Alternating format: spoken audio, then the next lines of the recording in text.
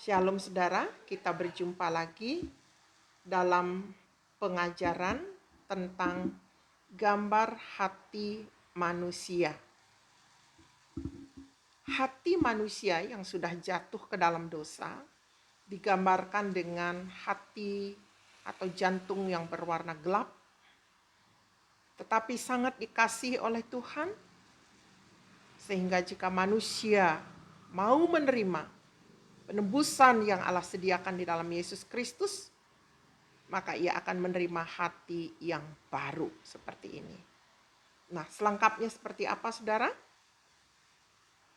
Hanya ada dua tempat yang akan menanti manusia sesudah ia meninggal, yaitu neraka dan sorga. Keputusan yang manusia buat di dunia selama dia hidup akan menentukan di mana dia akan tinggal sesudah kematian. Ini sangat perlu.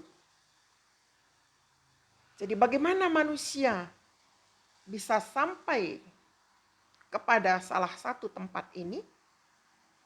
Ini penjelasan selengkapnya. Manusia merupakan kesatuan dari tubuh, jiwa, dan roh. Jadi 3 unsur manusia ini membentuk manusia. Dan Allah bermaksud menguduskan dan menebus manusia seluruhnya, yaitu jiwa, roh, dan tubuhnya. Tak akan bercacat pada waktu Yesus datang kembali. Alkitab memiliki fungsi, saya akan menjelaskan gambar-gambar ini satu persatu. Alkitab memiliki fungsi memberi hikmat kepada manusia ini. Ciri-ciri hikmat yang datang dari Alkitab adalah lemah lembut, murni, damai, peramah, taat, penuh kasih, baik, tidak memihak, dan tidak munafik. Alkitab menuntun manusia kepada keselamatan oleh iman dan pertobatan kepada Yesus Kristus. Dijelaskan sangat jelas di dalam Kisah Rasul.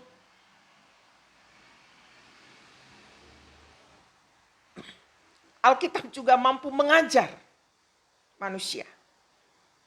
Alkitab mampu menyatakan kesalahan. Alkitab mampu memperbaiki kelakuan yang rusak. Alkitab juga mendidik manusia untuk mengenal kebenaran. Alkitab penyebab lahirnya perbuatan-perbuatan yang baik. Burung merpati ini adalah menggambarkan, melambangkan kehadiran Allah Roh Kudus di bumi ini. Sejak dari awal penciptaan, dikatakan Roh Kudus melayang-layang.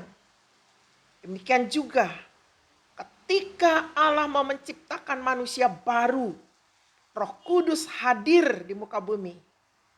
Roh Kudus menginsapkan manusia akan dosa, kebenaran yang membebaskan dari penghakiman yang kekal. Roh Kudus juga mengingatkan manusia agar jangan melawan kitab suci. Jangan menentang firman Tuhan. Hati manusia yang berdosa ini digambarkan dengan jantung yang berwarna gelap. Kegelapan ini melambangkan hati yang penuh dengan kejahatan. Hati yang licik. Hati yang suka menentang firman Tuhan. Hati yang keras. Isi dari hati manusia yang gelap, licik, keras, dan suka menentang firman Tuhan adalah pikiran-pikiran yang jahat, percabulan, pencurian, pembunuhan, perzinahan, keserakahan, kejahatan, kelicikan, hawa nafsu, iri hati, hujat, kesombongan, kebebalan. Dan sifat-sifat ini menajiskan setiap orang yang melakukannya. Nah, saya melanjutkan dengan menjelaskan setiap gambar-gambar binatang-binatang yang ada di dalam hati ini. Ini hanya melambangkan, mengilustrasikan jenis-jenis dosa yang ada di dalam hati manusia. Anjing hutan ini atau anjing yang kita lihat adalah menggambarkan sifat yang suka bertengkar, yang suka bersungut-sungut, ya, suka ngomel, ya. Kalau hujan yang ngomel, kalau panas yang ngomel, punya rumah besar yang ngomel, punya rumah kecil yang ngomel, tidak ada yang benar.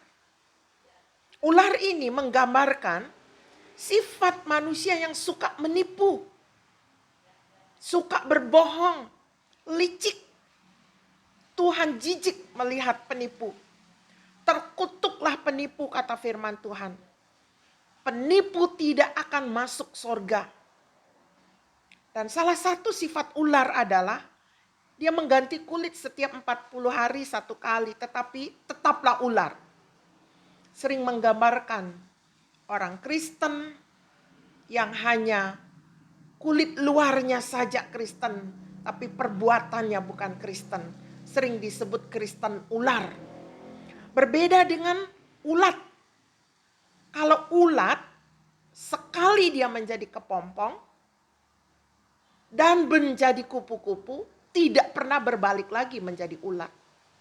Demikianlah Allah mau menciptakan kita menjadi manusia baru yang tidak balik lagi kepada kehidupan yang lama. Melalui pengorbanan Kristus itu semua dimungkinkan. Harimau ini adalah menggambarkan sifat yang suka marah, sifat yang dendam, sifat yang pembunuh, sihir. Dan kura-kura ini menggambarkan sifat pemalas. Malas melakukan segala, keras kepala. Orang yang malas akan dilemparkan ke dalam neraka. Kemudian babi ini adalah menggambarkan sifat yang rakus, loba, suka mengacau, suka menimbulkan pertengkaran. Kambing ini adalah menggambarkan sifat yang cabul, suka bersundal, tidak pernah puas dalam kehidupan seksualnya, hiperseks. Dan mereka melakukan, di dalam Alkitab dikatakan ada bangsa Israel melakukan percabulan sehingga tewas 23.000 orang, 11.500 laki-laki dan 11.500 perempuan. Ya, kemudian burung merak ini adalah menggambarkan sifat yang sombong. Allah menentang orang sombong dan kasih itu tidak sombong. Orang yang sombong dikuasai iblis dan akan dibuang ke dalam neraka. Semua sifat-sifat ini dan masih ada sifat-sifat yang lain lagi dipicu dan diberikan inspirasi oleh iblis untuk tetap melakukan sifat-sifat yang rusak ini. Dialah diam di lubuk hati manusia yang terdalam. Disebut oleh Alkitab penguasa kerajaan angkasa. Dia membutakan mata manusia. Dia juga membuat suara hati manusia itu yang disimbolkan oleh bintang ini. Bahwa ini menjadi dia cemas. Dia menjadi ketakutan. Dia menjadi terancam dibuang ke dalam neraka. Mata hati juga dibutakan sehingga tidak bisa melihat kebenaran. Tidak tahu yang mana yang benar, mana yang salah. dengan kondisi manusia yang sedemikian rusak karena dosa, di mana ada roh setan yang berdiam di lubuk hati yang terdalam, di mana dia selalu merancang kejahatan di sana, selalu memerintahkan manusia untuk melakukan dosa.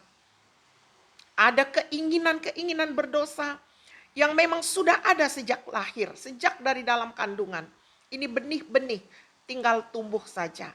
Tidak pernah kita mengajari anak-anak kita untuk berdosa, tetapi dia tahu berdosa.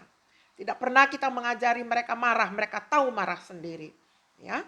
Kemudian ada tabiat dosa di dalam Markus pasal 7 ayat 20 sampai 23 tadi. Sekitar 13 tabiat dosa celaka itu. Kemudian ada kuasa dosa sesuai dengan Roma 7 ayat 14. Ada power dari dosa, ya. Ada itu bagaikan satu dorongan. Jadi keinginan dosa itu bagaikan tali yang menarik manusia dari depan, ya. Dan ada roh setan dari dalam yang mendorong untuk melakukan dosa. Ada power dosa dari belakang yang mendorong manusia untuk melakukan dosa. Dan ada perbuatan-perbuatan dosa yang sudah menjadi kebiasaan, yang sudah menjadi habit manusia. Dan hasil dari semua itu upahnya adalah maut di neraka. Nah, saudaraku, inilah yang disebut manusia lama. Paulus menyebut ini manusia lama, manusia yang hatinya tidak bersunat, manusia yang celaka, manusia anak-anak iblis. Demikian dituliskan dalam 1 Yohanes 3 ayat yang ke-10. Manusia yang belum lahir baru. Ujung akhir dari hidup orang yang sepertinya adalah neraka. Dibuang ke dalam lautan api yang bernyala-nyala dengan belerang. Dibuang ke dalam tempat siksaan. Dicampakkan ke tempat yang paling gelap. Namun ini kabar baiknya saudara. Allah mengasihi manusia yang berdosa ini. Dituliskan dalam Yohanes 3:16. Karena begitu besar kasih Allah akan dunia ini. Sehingga ia telah mengaruniakan anak yang tunggal. Supaya setiap orang tanpa kecuali, setiap orang yang percaya kepadanya tidak binasa, melainkan beroleh hidup yang kekal. Bagaimana keputusan saudara? Silahkan merenungkan kebenaran ini. Dan saya akan melanjutkan pada bagian yang kedua.